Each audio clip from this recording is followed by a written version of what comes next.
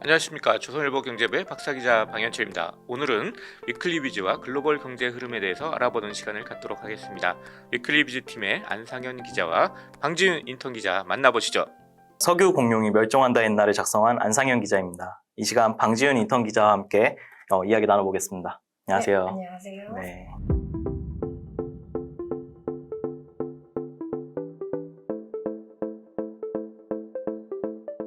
주식시장이 요즘 너무 안 좋다고 들었는데 석유 기업은 오히려 좋은 것 같아요. 혹시 이 현상에 대해서 설명을 좀 해줄 수 있을까요? 지금 인플레 압력이 커지면서 지금 세계 증시가 기준금리 인상과 함께 굉장히 침체기를 갖고 있는데요. 이 와중에서도 굉장히 좋은 실적을 거두는 게 지금 석유 가스 기업들입니다. 이 정도로 지금 사실상 에너지 기업들만 독주하고 있다고 해도 과언이 아닌 상황인데요. S&P 500에서 지금 총 11개 부문 업종이 있어요. 근데 이 중에서 지금 석유 가스 기업들이 몰려있는 에너지 업종의 주당 순이익 증가율은 올 1분기 기준 지금 245%입니다. 이게 얼마나 높은 거냐면요. 지금 S&P 전체 평균을 봤을 때 4.6%거든요. 그리고 우리가 흔히 알고 있는 성장주, 빅테크들이 몰려있는 정보통신 업종이나 커뮤니케이션 서비스, 이 업종 성장률을 보면요. 8.3%, 심지어 소셜미디어들이 있는 커뮤니케이션 업종은 마이너스 6.5%입니다. 지금 미국 최대 정유사인 엑소모빌 같은 경우에는 1분기 순이익이 55억 달러인데요. 이게 작년 동기비에 거의 한 2배 이상으로 오른 수준입니다.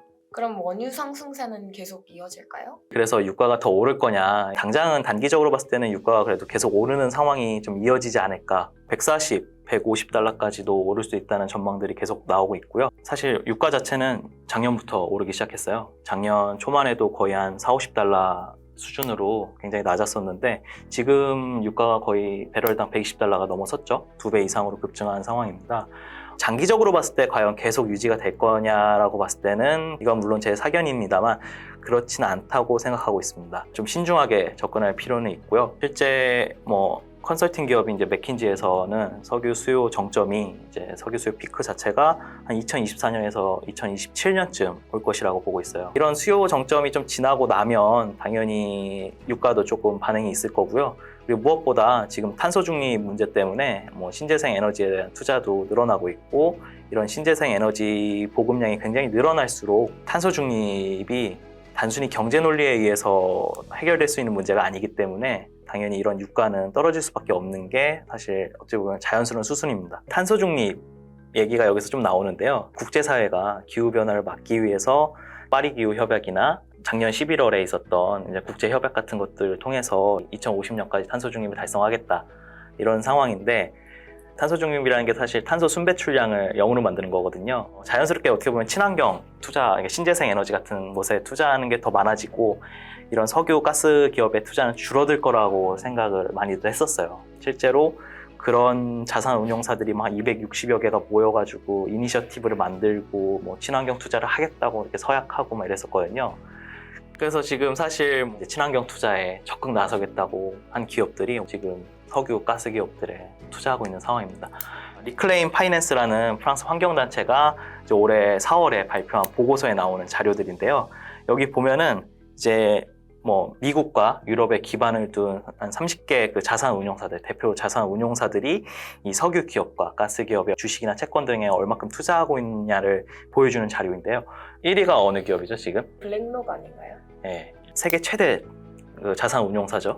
블랙록의 레리 핑크 회장 같은 경우에도 2020년 그 주주들에게 보낸 연례 서한에서 기후변화를 야기하는 산업에는 투자하지 않겠다라는 식의 그런 강경한 발언을 했었어요. 근데 이렇게 에너지 기업이 막 떠오르고 국제유가가 오르니까 오히려 지금 이런 자산 운용사들이 석유 기업들에 대거 좀 투자를 하고 있는 상황입니다. 그러니까 2020년까지만 해도 탄소 중립에 이렇게 도움이 안 되는 기업들은 투자를 안 하겠다고 이렇게 선언했던 기업이 제일 많이 투자하고 있는 거예요, 사실. 어떻게 보면 에너지 기업이 그만큼 돈이 된다는 얘기이기도 하면서 동시에 탄소 중립을 지키겠다는 약속이 굉장히 허언이었다는 것을 보여주는 사례입니다. 네. 그러면 이번 기사를 마감하면서 이제 전하고 싶은 말씀이 있을까요? 예, 사실 저 기사를 쓰게 된 것도 어떻게 보면 이런 생각들을 갖고 있어서 기사를 쓰게 된 측면도 있는데요. 어느 순간 이게 환경단체가 기업 간의 약간 줄다리기 싸움, 패권 싸움처럼 약간 비춰지면서 이거를 입장 싸움으로 약간 생각하시는 분들이 많이 계시더라고요. 근데 저는 이게 이런 정치나 이념의 문제가 좀 아니라고, 또 경제의 문제도 아니라고 보고 있습니다. 개인적으로는 이건 과학과 생존의 문제라고 보는데요. IPCC라고 하는 UN 산하기구, 그러니까 수천 명의 과학자들이 모여서 34년간 연구한 결과입니다. 그리고 이거는 세계 수많은 과학자들을 통해서 교차 검증을 한 거거든요. 근데 이 연구 결과가 지금 6차 보고서까지 나왔는데 이 확률이 매번 늘어서 지금은 이 기후변화가 인간 책임이 명확하다라고 올해 발표가 났습니다. 100% 인간 책임이라는 발표가 난 거예요. 그래서 많은 사람들이 사실 이제 이런 유가 문제를 볼 때도 당장 뭐 내 기름값이 1,300원이냐 아니면 뭐 리터당 2,000원이냐 이거를 먼저 신경 쓰잖아요. 뭐 당연히 그럴 수밖에 없습니다.